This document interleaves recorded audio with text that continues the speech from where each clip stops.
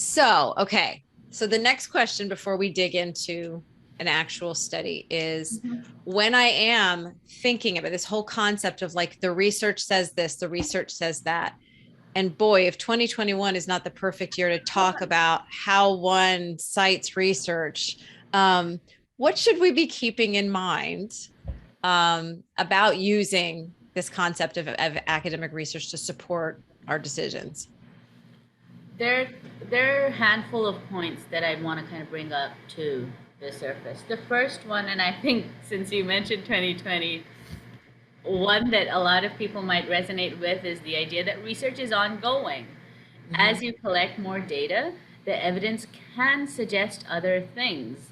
So what once we said, hey, this works, maybe in a decade or 5 years or 20 years, we're saying that doesn't work. The perfect example is learning styles. Mm-hmm. Um, in the 60s, 70s, I think there was a bunch of research that said, oh, you should give kids instruction based on, how they think they learn best.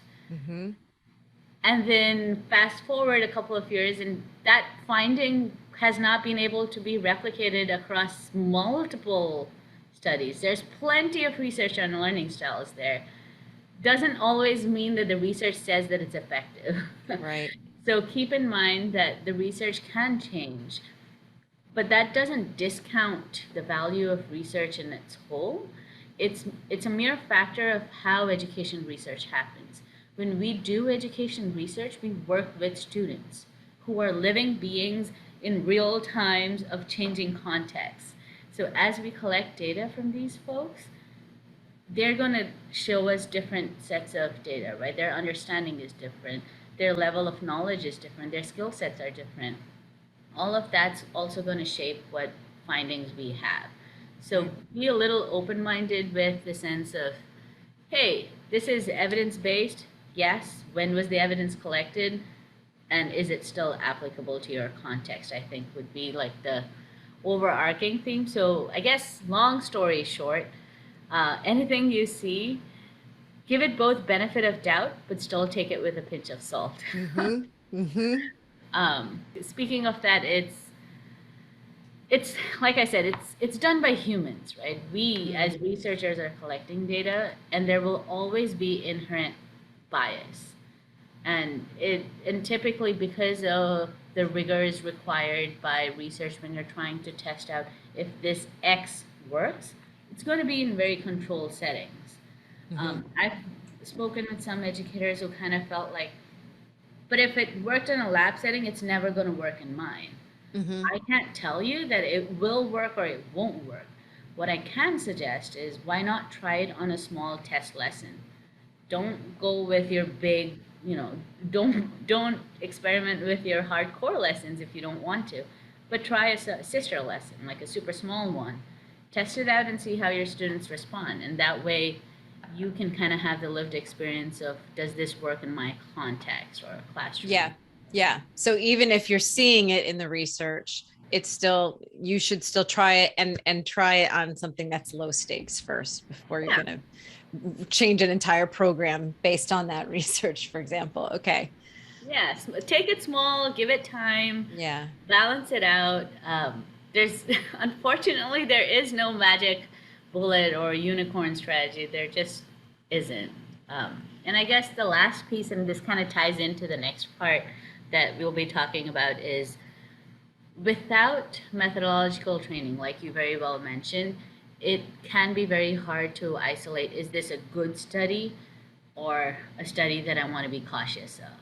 Right. And that's okay. Because sometimes, even with the training, there are always new methods that sometimes I read papers and I'm like, wait, whoa, what just happened there, right? It's like the numbers floating over the head kind of scenario happens. Mm-hmm. And sometimes you'll find research pro and against. Now, learning styles is a wonderful example. I used to get very annoyed with it, and recently it's become like my pastime, just kind of seeing people going back and forth on Twitter saying, "Yay, no, yay, no, yay, no." And it's always interesting because someone will always dig out a study where it says learning styles is effective. as a researcher, you look at it and you will be like, oh, they didn't control for this, or they didn't do this, or they didn't do that. Like there's methodological problems, Right. or just bad interpretation, which then gives you this awkward result, right? Yeah. But that's kind of why well, it's one of the 100 reasons why I love meta-analyses, Hmm. where meta-analyses are like a summary of studies done on a particular topic. So you get like this big bird eye view, and Yeah. then you can go into the details. So Yeah. if you don't have method training, it doesn't kick you out. Just take it with a little more salt, I guess. Right. You know what? Another thing too, I'm thinking while you're talking about not having the training, I don't necessarily also know. Sometimes I can read in the summary and I can be like, okay, this study was done on 17 participants. So maybe it's not transferable to any situation. But a lot of times I'll just think if it's published, it must be peer reviewed, it must be okay. But there are so many journals out there that I don't necessarily know the reputation of even the journals that are out there. Or even if something is, if you get something that's got nice desktop publishing and a good font and it's called the Journal of blah, blah, blah, and I'm like, yeah, it must be good. And it's, I think that's why training is a good thing. So we're going to be talking, next about meta-analyses, and that's kind of, if we're ready to move to the next question, if I actually do want to find a study Mm-hmm. and none of these other avenues have really led me to what I'm looking for, or I just want to find the real thing, where would I go? And we're going to do a little like a little mini training here of how I would actually go about that.